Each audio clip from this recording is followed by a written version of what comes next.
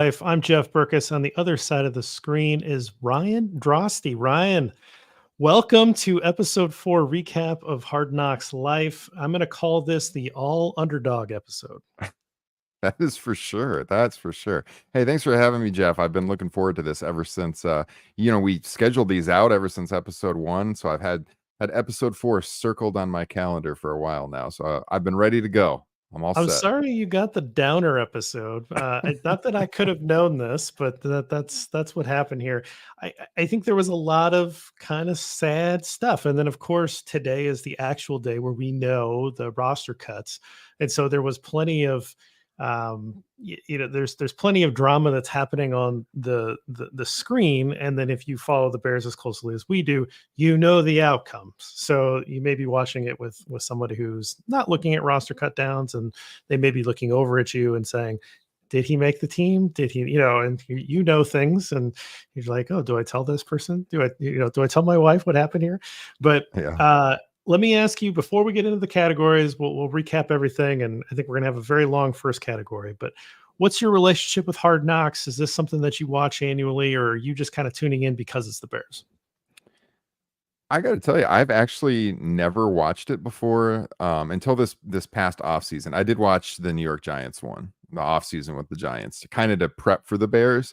It Okay. was one of those things where I always like had it on the list to watch, and then I would never get around to actually watching it. And it's just one of those things that's always been there all those years. I'm like, all right, I'll get around to watching it at some point. I just never had. And then with the Bears finally added to the rotation, I was like, all right, I need to watch some of this, to see what I'm in for. And so, yeah, I watched the Giants one and really, really liked that. But I mean, obviously training camp's a whole different deal.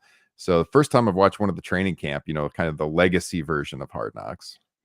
Right. Yeah. The off-season version of the Giants is very much a football nerd stuff where it's all about general managers and the draft and free agency and kind of going through how they're making decisions and a lot of negotiations and a lot of high fives from guys in suits. This is, getting back to the roots of Hard Knocks and, guys wearing sweatsuits in 90-degree weather, which I've never understood how, like, once you get a whistle around your neck, apparently you have to start wearing like sweatsuits in the middle of the summer. I don't know how those guys survive. Like, I need shorts and short sleeves, and like I don't understand it. But that's the coaching life apparently. Well, 2 weeks ago, I did the show with you and Lester about going to training camp. And that was one of the things I noticed was like, how are these guys out here in hoodies? And then in tonight's episode, we'll talk about it. But, when Rome went to the grocery store, like, why is he wearing a stocking hat? It's got to be 90 degrees outside. What's going on right now? I mean, some of these professional athletes have such low body fat that I assume Mm. that some of that, or maybe they want to keep their muscles warm, or like maybe there's something going on with that. The athletes, I'm going to kind of give a pass to. It's the coaches and the general Hmm. manager. Like, it's the middle of the summer, man. How? How are you wearing a sweatshirt? I do not understand it. Like, those things are packed away. Those things Yeah. they don't even see the light of day until at least late September, probably into October in my house. So I don't understand the mentality of what happens there. Yeah. No, same. I noticed that with the coaching staff at camp too. It's That's a football I couldn't do it. guyism. We could maybe like save that for football guyism is We like could. coaches wearing that. But we're gonna kick off the categories here. So we're gonna do our Orphan Annie Award. This is for the best underdog moment, and it is pretty much the whole show. That Hmm. was pretty like it basically followed all these underdogs into different situations. So, what stuck out to you? Maybe what was a contender? Like, where do you want to go with this one?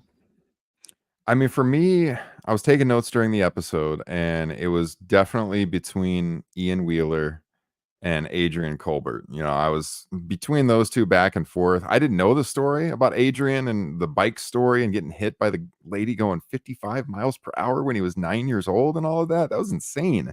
So when I heard that story, it's like I might lean into him because we haven't really heard about him, on the show.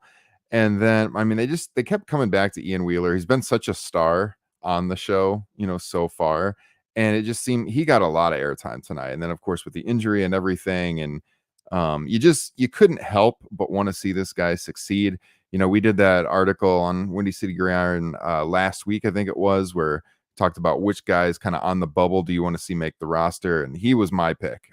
I really wanted to see him make the roster, and he didn't really, but he kind of in a roundabout way, as we'll talk about. Well, it's maybe we can handle that here. the end of the episode had him, obviously he's hurt. He's going to go undergo surgery. He's in Ryan Poles' office, and he's explaining like, "Hey, we're gonna put you on IR, but you're going to be around on the team. We want you here. We want you to heal up. We want you to be engaged. You get to take the mental reps, and then next year you get another crack at it, right?" But he's Mhm. like, "You're part of this team. You're with this team," and so is that an indication that he was going to make the active roster? Is that an indication that he was going to, you know, be brought back on the practice squad if he was cut? Was that an indication that, in some ways, like Ryan Poles didn't have to make a hard decision? Like it's a terrible situation. It's a terrible injury for him to have right at the cusp of the last preseason game and to find out whether what his NFL future is. But did you get a sense one way or the other of from that conversation? Like, did you think he was going to make the team? I kinda did, and then especially when I looked at the roster, that came out today, I feel like he woulda got that last running back spot, personally. I mean, no offense to Travis Homer, but I feel like he would have broken in there, and I think the fact that they want to keep him around, that conversation Poles had with him, I gotta say, I was not expecting this episode to be so emotional.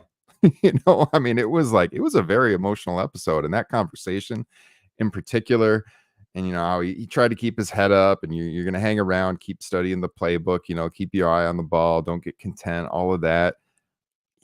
I mean, it could just be GM speak, but I just kind of felt like it was a real conversation and he really wants him around because he wants this guy to have another shot at it. Yeah, absolutely. I think I got that too. So you're giving the Annie Award this week to Wheeler. Yeah. I think you could have talked about the quarterbacks. They followed the backup quarterbacks. Looks like they had like a boys' day out. Like that was kind of interesting. And then of course I had Wheeler written down as well. But for me, I actually wanted to give it to Colbert. I didn't know the story about the accident. Seems like an interesting guy.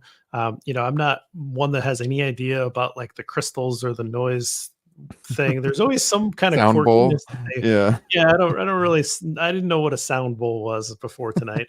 But he had a couple big plays. Yeah, they showed the big play in practice, and then he had a couple of big plays in the game. He had that crazy, free safety, center fielder moment where he got back late and was able to make the pass break up, prevented a big touchdown pass, and then he had the hit that led to the Reddy Stewart pick six. And so he had two really big plays in the game. Now we know that he was cut. I think that the Bears probably will bring him back on a practice squad if they're able to do that. But 10 teams in 8 years, having that life experience, that near death experience as a young kid, and being told, yeah, obviously you're not going to play football again, and he has hung around, right? He's hung around professional football for 8 years. Even if you've been through 10 teams, who cares? Like, it is impressive that you have continued to fight and be on rosters and be on practice squads and whatever. Like, that's really admirable. And I thought that was the epitome of the Annie Award, of the underdog role, is this journeyman guy who's still fighting and trying to chase his dream. Yeah. No, I like it. He was 1A and he was 1B for me if Ian was 1A. I mean, those two, I think it had to be one of the two. And yeah, I mean, like I said earlier, I really liked learning about that story. Had no idea. I mean, honestly, didn't know a whole lot about his career. I had to kind of look it up and see where he had been. And I don't think I even realized he had appeared in 2 games for the Bears a couple of years ago. So, I mean, yeah, he's been around Chicago a little bit, San Francisco, Miami. He's made the rounds. But yeah, I mean, when you hear that story about his childhood, how could you not root for this guy? So that was emotional too. It was pretty interesting. I mean, just like a moment, there's a guy like him who has been around an NFL roster for a long time and he's grinding it out and he's doing all this stuff. And there are going to be some people in the world that are going to be like, "Pfft, you couldn't even stick with the team." Like they always negative these professional Mhm. athletes. And it's like any one of us would have traded our playing career for that level of success, right? To Yeah. be able to be around the game for that long is so impressive. And just like, yes, you're on the border, you're on the cusp, but so what? Like it's really impressive to keep fighting and be relevant. And we talk a lot about the stars, and that's it's a star driven league, and we talk about these guys that really drive teams. But football, in at the professional level is 1 through 53 plus 17, right? Like it's guys Mhm. on that practice squad that are helping you out throughout the year. There's so many injuries that happen. So you have to have those like the big practice squads to be able to pull from there. They don't just go home and sit on the couch. Like they're making your team better. They don't make a lot of money. They're still practicing all the time. They're putting in all this work. And I'm this is part of why I really like Hard Knocks is because it does elevate some of the stories of the underdogs that you really would never get a chance to hear about otherwise. Yeah. No, absolutely well said. I mean, what you're saying about him getting around the league and stuff, 10 teams doesn't matter. The dude has appeared in 41 games over the course of all those Awesome. years. I mean, how many people who have ever walked planet Earth have appeared in 41 NFL games? Like it's a minuscule amount. So regardless if he's on the bubble to make these teams all these years, he's coming through. He's doing it. He's appeared in a lot of professional football games. And like you said, I think the Bears are probably going to keep him around. We'll find out soon, but I would be shocked if he's not on the practice squad. I would trade a lot to have appeared on one NFL game. We'll Right. just put it that way, right? Right. Yeah. All right, let's move on to the JayZ Award, the coolest moment. I actually didn't. This was it's a rough episode, right? It's a Yeah. sad episode. There's a lot of things that were emotional, and again, really focusing on the underdogs here. But was there anything that you thought was particularly cool? I definitely have an answer here, but I want to hear if you have anything. So you're right. This was really difficult. I mean, as I was watching, I had this, I think more than any of the, maybe best soundbite, but of the ones we're going to talk about, this was one of those awards where I'm like, God, what am I going to pick tonight? Ian Wheeler's karaoke moment was pretty good, but I don't want to hand every award to Ian Wheeler here. So I feel like I got to go somewhere else. But it was pretty cool seeing him get ready. We didn't see this with the other guys. We've seen this every week, with the rookie music performances, but we saw with him, how he was rehearsing with Chad Morton and Jennifer King in advance. And they're like, you got to come through. And he gets the smoke machine out there and everything. It was cool. I'm going to go. It's more of a quote, but Okay. after that Chiefs game, Austin Reed on the field with the rest of the backups, where he's like, they talk about the legendary teams in this league. They talk about the Patriots, bro. They talk about the Legion of Boom, the 85 Bears, but now they're going to talk about the 24 preseason Bears. And then everyone like erupted. That was pretty funny. That was pretty cool. I'll throw Austin Reed a bone and I'll go with him. I like it. You're moving. I mean, you're stepping on good soundbite, but I like that you're moving it up to the coolest moment because it was funny, and Yeah. he's got a little personality, right? Like he's Yeah. been a good ride throughout this. For me, it was the high rise building with the quarterbacks, and they Ooh, step yeah. out on that clear enclosure, the plexiglass enclosure. Now, I'm not good with heights. And I'm not good with I don't want to be up on a step ladder, up on a ladder, an extension ladder, right? A step Mm-hmm. ladder is fine, but an extension ladder, I get a little nervous, feel pretty, self aware that if I fall from here, I'm gonna hurt myself. I don't like it. I get a little nervous. I'm not sure how I would act with something like that because that would appear to be pretty safe, Yeah. right? Like that they have clearly passed some level of engineering, structural, whatever, to make that safe. Otherwise, they, would be sued like crazy because people would just be falling out of these plexiglass enclosures. But I think I could do it. But my question to you is: have you done something like that? And if not, would you step out on that plexiglass enclosure? Oh man. So I've been up in the Sears Tower, and yes, I'm going to still call it the Sears Tower, but not since they've done that. So I have been up there, but would I do it? I'm not like heights don't bother me that much, but under certain circumstances they would. I feel like I might be doing the thing. Um, was it Bajent that was kind of like holding the side a little bit? That might I have can't been Reed, remember. but yeah, I don't know. I Yeah. can't. I can't remember. One of them was doing that. I might be that guy. I have done at Hancock where they have like you walk through like a wind tunnel up there. I have done that. That didn't really bother me. But this is you're right. I mean, this is a whole different ball game standing on glass 100 stories up. I think I would do it, but it might take a little prompting from me. Yeah, we watched a video. My wife and I watched a video clip of a guy basically belly crawling to the edge of like this cliff to look at the Atlantic Ocean. Oh man, And yeah, and I was like, "Yeah, I get that." Like, I'm not gonna stand near the edge of a cliff that if yeah, a stiff wind knocks me off balance or something happens, I'm now dead. Like, I mean, there's yeah, you know what I mean? Like, that's, like, very real to me. But again, this is structurally sound enclosure, like, it's there. I think I probably would. I might feel a little bit of weird with it, but I think I would probably do it. But to me, that was at least somewhat interesting and different, and they kind of tied it back. We finally got a Ferris Bueller reference, so I was yeah. waiting That for was that as great. well. Yeah. All right, well, let's move on to best soundbite. You said that you didn't have a ton here, and you already burned one for the previous category. So, did you have another quote or soundbite that you liked?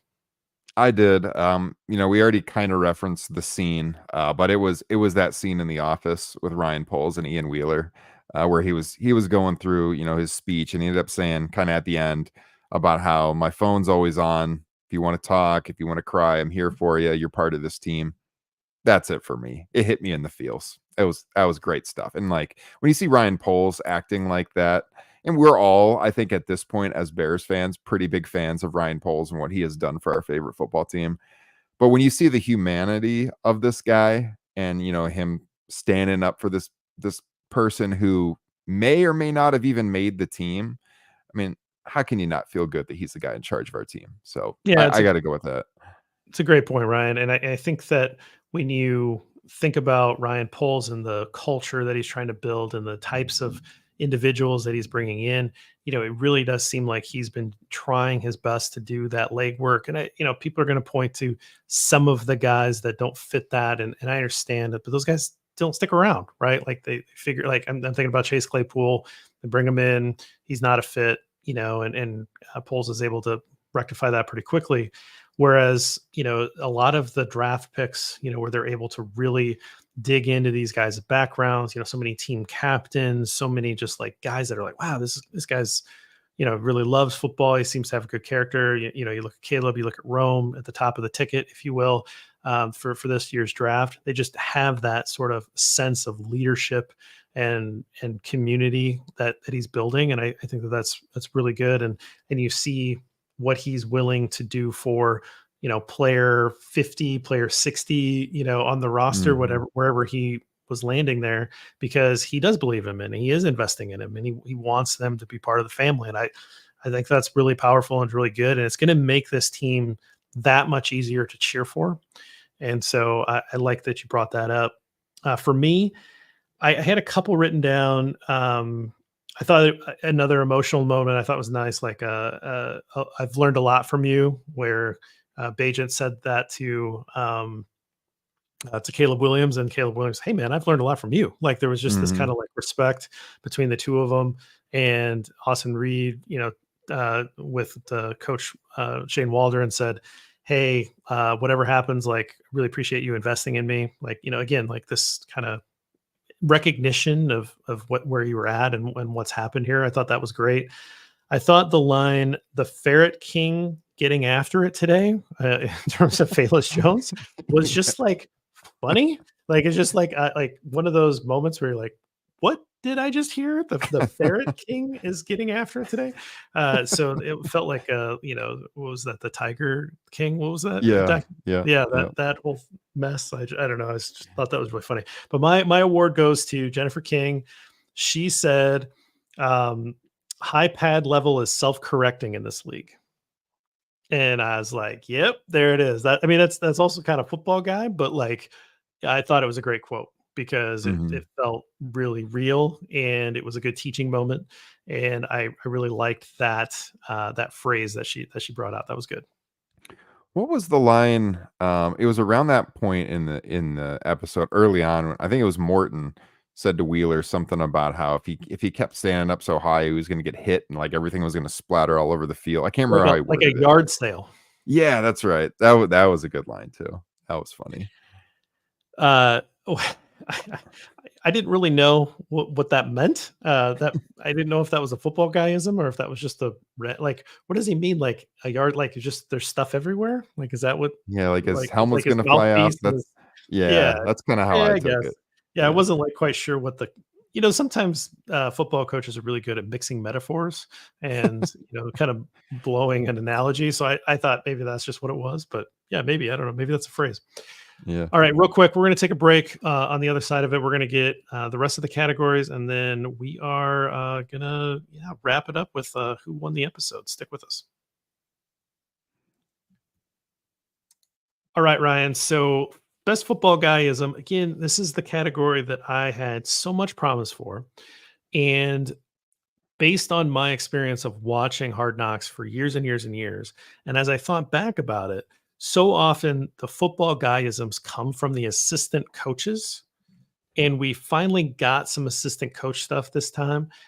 But maybe that's actually not where I'm going. But did you have any football guyism stuff? Yeah, for me, this was involving one of the star players, which we didn't get much of tonight, as we've been talking about. The whole episode pretty much focused on the bubble players. But the little bit of Caleb at the very beginning of the episode when they were talking with him about clocking the ball and just the detail of don't take any steps back. You don't want to get intentional grounding. And when Flus first brought it up to him, he's kind of laughing about it. And then Flus, it was like kind of almost like an uncomfortable moment. Flus was like, "Hey, that's just what they told me to tell you," kind of thing. And he's like, "Yeah, yeah, I know." And then they go to that scene, in headquarters, in the office room where they're looking at the tape, and I think was it the Raiders and Vikings where this happened at I think Yeah, into the yeah, game. right at the end of the game, fourth quarter, just a few seconds, and the quarterback took a couple of steps back and clocked it, so it was intentional grounding, The most and they lost. awkward the most awkward spike I've ever seen in my life. So bad. And it's like, that's why we can't do this. I just thought the details of that because it's not really something I've ever given much thought to. You just feel like that play is so automatic. But like seeing Caleb learn those details here for the NFL and then him talking to the other quarterbacks about it after that. I mean, I thought that was pretty interesting. So as far as like football isms and details on the game itself, I'd go with that. I think that's a great point because I don't know who the Vikings quarterback was that did that. Yeah. That was one of the most awkward football plays I've ever seen in my life, and that's amazing. Like, it resulted in a 10-second runoff, lost it down, the game's over, right? Like, so you did all that work to get yourself in field goal position. You're trying to just clock the ball with a few seconds left, so the kick is the last play of the game. You have a chance to win, and you do something like that where you just awkwardly like stand there for a couple seconds and then clock it. Now, I didn't Yeah. see the play clock on that, so I didn't know if he was trying to like get the clock from like 6 seconds to 3 seconds or something, and he thought he could just kind of stand there a little bit and then clock it. But if you're going to Mhm. do that, throw it out the back of the end zone, right? So like there's coaching, opportunities and all that kind of stuff.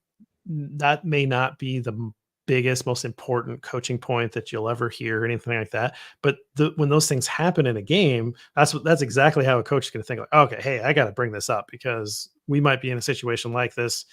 You never know what a guy's experience has been. And let's make sure that he knows what the NFL rules are, and let's make sure that he knows exactly what to do here, and run through those different scenarios. So yeah, that was really good, really interesting stuff. I find that stuff interesting anyway. Like, I find that the like minutia and the details, and that's actually what good coaching is, right? Like, you're putting your players in a position to succeed.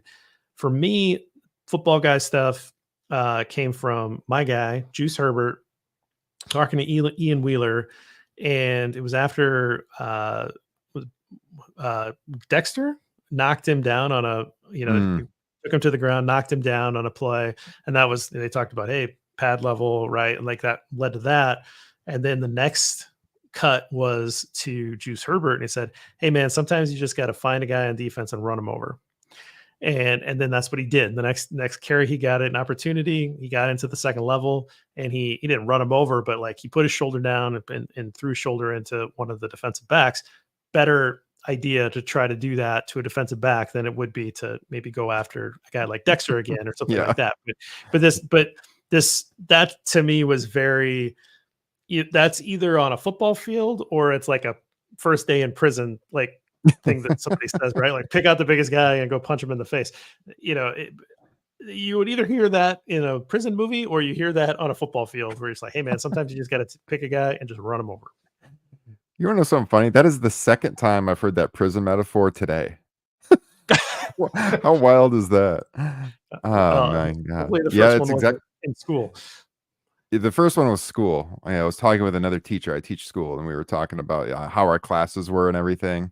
And I was talking about the first day and how I had kind of a wild class, and I had to kind of lay down the law on the first day of school. And my buddy was like, "Yeah, it's like when you go to prison, right? You got to let them know that you're not going to lay down for them." I was like, "Yeah, there it is again, second time today." But that's exactly right. It was kind of like the old, the Walter Payton play, not run out of bounds, hitting them instead. It's kind of what he did. Yeah, you got to take it to him. The only other thing I had written down, I'm seeing in my notes now that I want to at least mention it, but I think it was Flus said that Austin Reed looks a little bit like Peyton Manning. I don't know the context, but they were just kind of, like, oh, look at him. He's like in control or whatever it was. It looks like Peyton Manning out there. And Caleb says, yeah, with those big arm sleeves, which you'd have to like be around the game and really know that like Manning never wore the tailored close arm sleeve on his jersey. He always had like the big old school arm Yeah. on his jersey, and I thought that was funny. Some quarterbacks do that because they have they want the range of motion, but I, again, you have to like kind of be around the game and know that little detail. And I love that Caleb did know that, and I also kind of am curious if Caleb has any connection with his number choice and Manning, because there's not a lot of like great quarterbacks in the history of the game that wore 18. Manning Mhm. being kind of the one guy, and so I'm curious. I know there's another couple, but like he's like the big one. Modern, Um, yeah. and so I'm just kind of curious if he had anything, in his number choice when he was young with Peyton Manning, because that would have been certainly somebody who would have been one of the best quarterbacks at the time when he was in high school, picking 18 for the first time. So Yeah. uh, let's move on to who won the episode. I am fascinated to hear your opinion on the all underdog episode of who won the episode. Well, I think for me, it's either Wheeler or Poles. I've kind of been going back and forth as we've been talking in my mind, thinking what I would go with here. Because like I talked about before with Poles, it's just that you feel so proud that he's the GM and the way that he handled that situation and what we saw in his office. And then also just, everything he's done with the roster. We saw the details in this episode of him trying to get to the 53 man, like early in the episode, it's him and Cunningham kind of going back and forth on the players. And you saw him looking at the chart on the wall there at Hallis Hall and everything. But man, I really feel like when it comes down to it, for most people who watch it, especially people that aren't familiar with the Bears, I think everybody probably comes away from this episode rooting for Ian Wheeler. And, they're probably Googling right now or on Twitter or whatever, what happened with his surgery? Has he had the surgery? And what the details are going to be on him moving forward. So I think he's the biggest takeaway probably for the average person who tuned in tonight on HBO. So, and I mean, look, he's a fringe player on the roster, no question about it. But like, I think even most Bears fans are going to be kind of paying attention, to him and his progress in coming back from this injury going into next year and everything. And if he's able to recover and successfully come to training camp next year and get into some preseason games again, it's going to be a pretty big story for like Bears fans. Certainly more so than if Hard Knocks wasn't around this year. I mean, people would still be talking about it, but the fact that we've gotten to know him so much on these episodes, we saw the scenes with his mom, which were super emotional here, at Arrowhead after the game and everything, that now I think people are going to feel like they have that emotional bond to him. And they're way more connected to a guy who most seasons, like you might know a little bit about him. Oh, that sucks. ACL, moving on. But now we've had the show and we've had the cameras following him around. And now people are going to be way more attached. And he's just going to be more of a name for Bears fans. So I think to me, yeah, he's the big takeaway. I think he won the episode tonight. Yeah, surprise, these people are human beings and, Yeah. have dreams and have put the rest of their life on hold to try to chase these dreams. And then something like this happens again, right at the cusp here.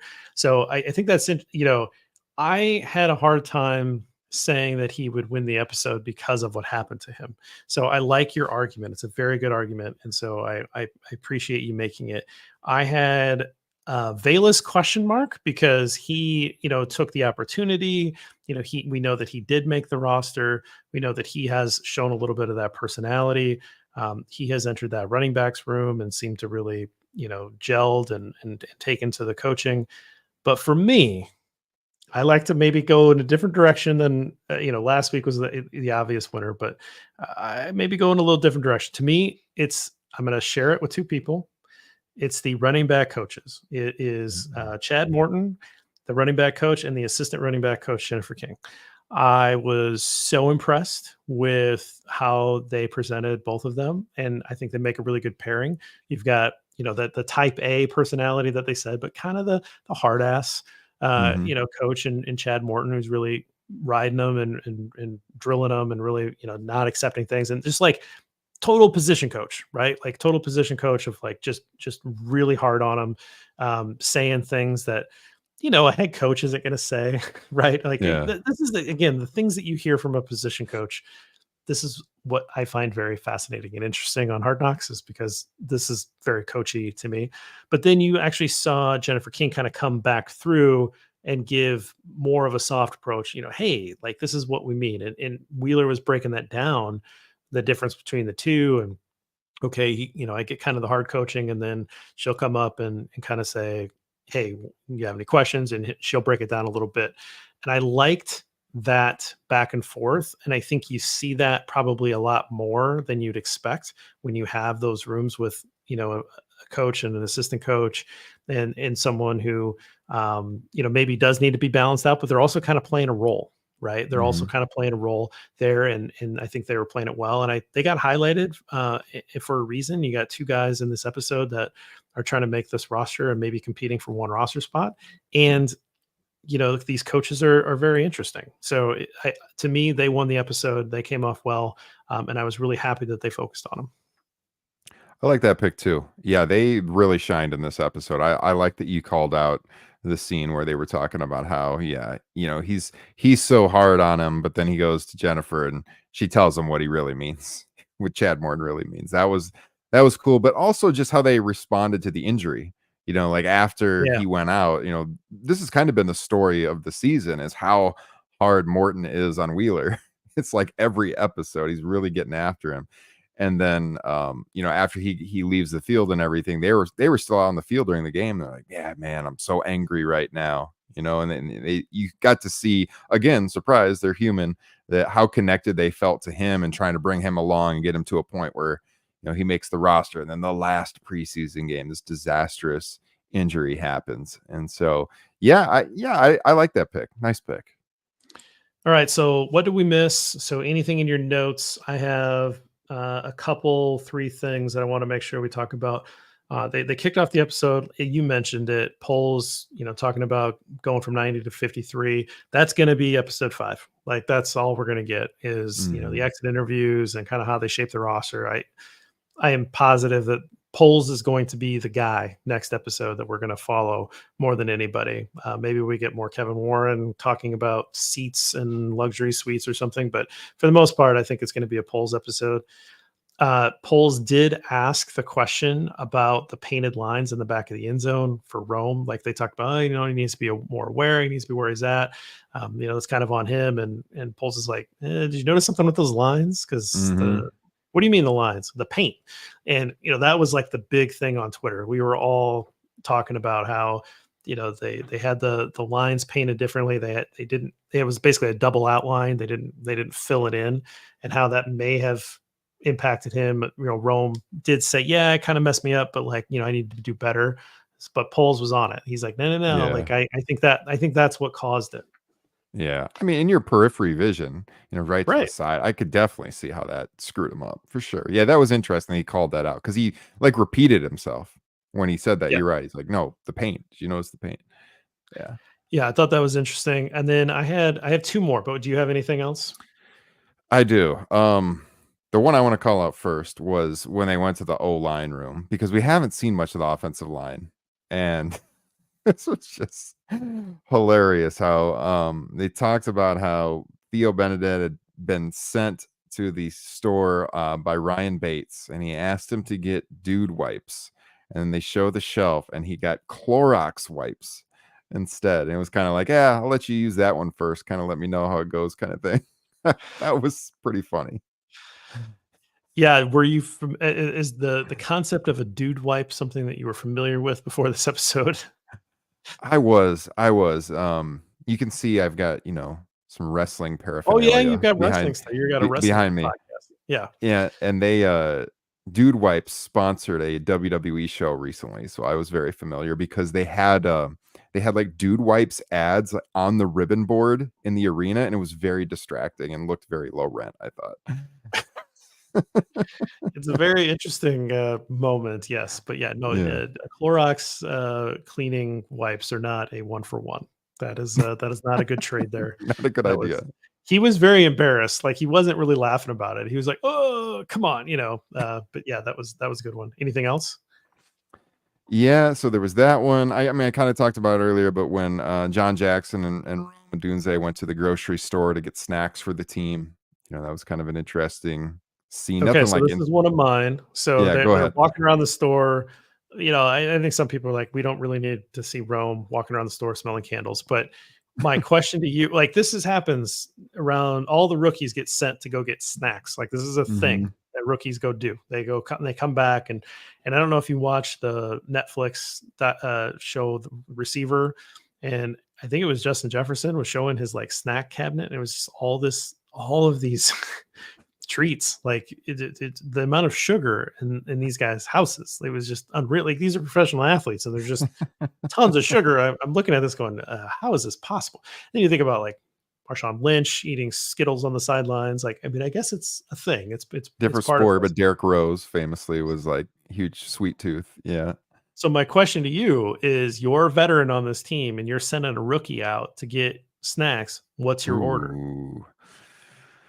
As far as candy bars go, Reese's Fast Break is my deal. I love Reese's Fast Break. But as far as like bagged candy goes, those nerd cluster things, those new ones are just ridiculously addicting. I'll go with the nerds clusters, the gummy Nerds nerds things. plus.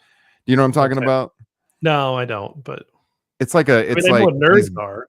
yeah, it's like these gummies, but they're like coated in nerds. They're really, I think they're called nerds clusters. I'm gonna Google it, but yeah, they are really good. I'm gonna Google this, but what would you pick? So I gave up sugar a couple years ago when I turned 40. I needed to change a lot of things in my diet and life and everything. So I really don't eat added sugar anymore. But back in the day, I could put down my fair share of a lot of things. So in this situation, I mean, there would definitely need to be some sort of chocolate peanut butter something. So honestly, like the mega cup from Mhm. Reese's sounds fine to me, or just a regular cup or a king size cup. Like something in the Reese's family, I would need to have. I've never been a huge fan of just like the fruit flavored sugar type products. So I would definitely go more on the candy bar side. But yeah, I haven't had any of that stuff in a long time, and I don't miss most of it. But yeah, every once in a while I look at a Reese's and I go, oh, that sounds pretty good. Yeah. It is nerds gummy clusters. I'm telling you, man, they are off the charts. It's really good. So I would go with that. Okay. Anything final? Oh, I have one more thing, but do you have anything else? Yeah, so I heard you guys talk about this last week, but once again, Travis Bajent got a lot of screen time with the guys outing in Kansas City, and he was doing an arm wrestling tournament. We saw him screaming in the stands once again, and it was really funny because my wife watched the episode with me. She's watched all of them with me, and she's somewhat familiar with the Bears. Um, and she had seen like last year when he played, they featured him all the time, his dad on TV then too, and the arm wrestling history and everything. So when she had to like leave the room, go check on one of our kids, and she came back in when he was on the screen, and it was the bar in Kansas City, and her first words were, "Oh, this guy again," and, and it's just kind of like I've kind of had my fill. I agree with you guys last week on Tyson Bajent's dad. I probably didn't need any more footage there. What are your thoughts on that, Jeff? Well, I mean yeah. Again, Matt last week, my best friend was like, "Oh, I need more," and I got a text from him, at the end of the episode, and he's like, "Hey, at least I got more of my, Bajent arm wrestling stuff." And I was like, "Yeah, that's all you, man. Like that, Yeah. I'm done. Like I've had enough." I was That was the last thing I had, and I was going to ask you. So it was maybe a little bit artistic. It was certainly purposeful in how they presented this machismo, arm wrestling, yelling, I mean, it was all very, collegial, right? Like they were hugging afterwards, everybody's smiling. Like it's good, sportsmanship stuff. I'm not trying to insinuate otherwise, but, there's a lot of like, flexing and big muscle stuff. And then they would cut to Adrian Colbert, and he's got crystals and he's got sound bowls, and and then they cut back to the arm wrestling, and then they cut to Adrian Colbert talking about centering himself and finding space, and then going back to this, there's back and forth. There was just kind of this juxtaposition that they were trying to push a little bit there, pretty heavy handed, I guess. And my question for you is, you've got to hang with Tyson Bajan's dad or Adrian Colbert for the night. Who are you riding with?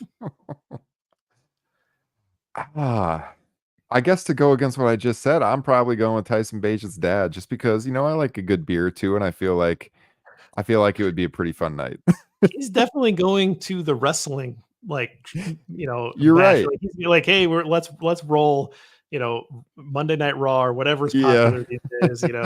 It's 2 hours away. Let's get in the car. Let's go. Let's grab a case and let's do this thing, right? Like that's totally him.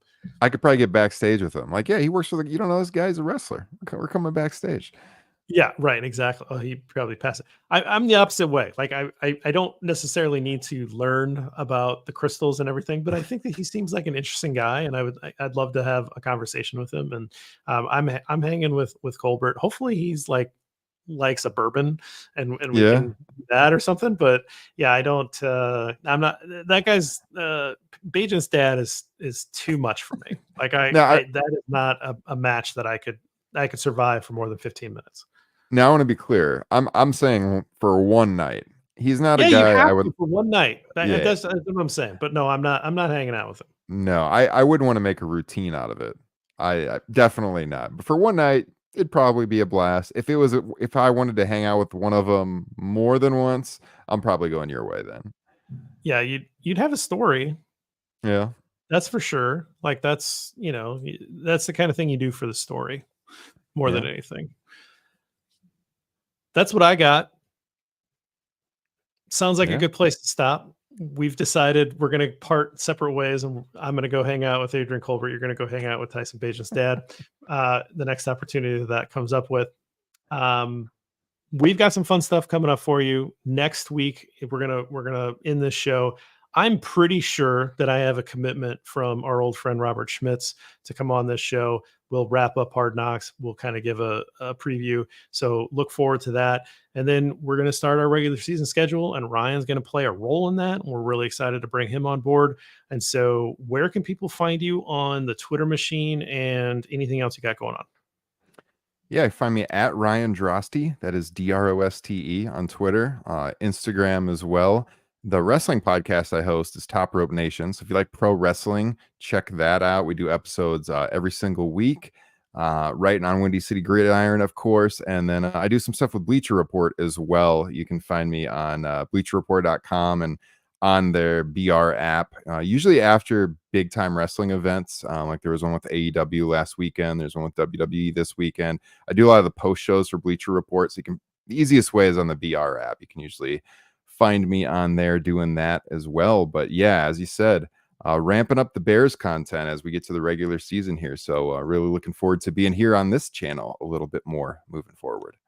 Exciting stuff. We'll get more Bears stuff for your background. I see a Bronco Nagurski bobblehead, Walter Payton bobblehead, maybe a Walter Payton Funko as well. But otherwise, we need to get the balance to be a little bit more Bears and less wrestling stuff.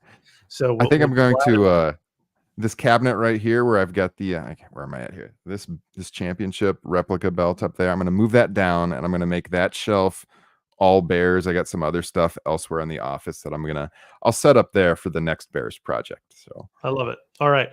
Well, stick with us, guys. Thanks for tuning in to the All Underdog episode 4, and we'll see you next time. Until then, bear down.